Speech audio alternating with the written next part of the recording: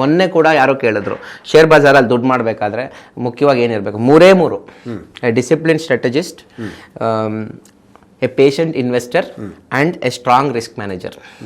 ನಿಮ್ಮಲ್ಲಿ ಈ ಮೂರು ಕ್ಯಾರೆಕ್ಟರ್ ಇರಬೇಕು. ಓಹೋ, ಓಕೆ. ಇವಾಗ ನೀವೊಬ್ಬ ಡ್ರೈವರ್ನ ಹೈರ್ ಮಾಡಬೇಕಾದ್ರೆ ಏನೇನು ಬೇಕು? ಗಾಡಿ ಚೆನ್ನಾಗಿ ಓಡಿಸ್ಬೇಕು, ಕರೆಕ್ಟ್. ಕ್ರಮಶಿಕ್ಷಣದಿಂದ ಇರಬೇಕು, ಟೈಮಿಗೆ ಬಂದು ಟೈಮಿಗೆ ಹೋಗಬೇಕು, ಹೌದು, ಆಯಿತಾ? ಕುಡಿತಾ ಇರಬಾರ್ದು ಡ್ರೈವರ್. ಅದೇ ಥರ ಒಬ್ಬ ಇನ್ವೆಸ್ಟರ್ಗೆ ವಿಷನ್ ಕರೆಕ್ಟ್ ಆಗಿರ್ಬೇಕು. Discipline strategist, A patient investor and A strong risk manager.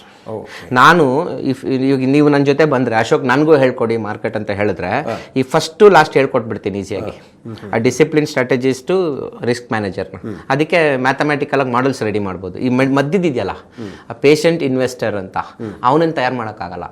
ಅದು ನಿಮ್ಮ ಕ್ಯಾರೆಕ್ಟ್ರು, ಅದು ನಿಮ್ಮ ಕ್ಯಾರೆಕ್ಟ್ರು.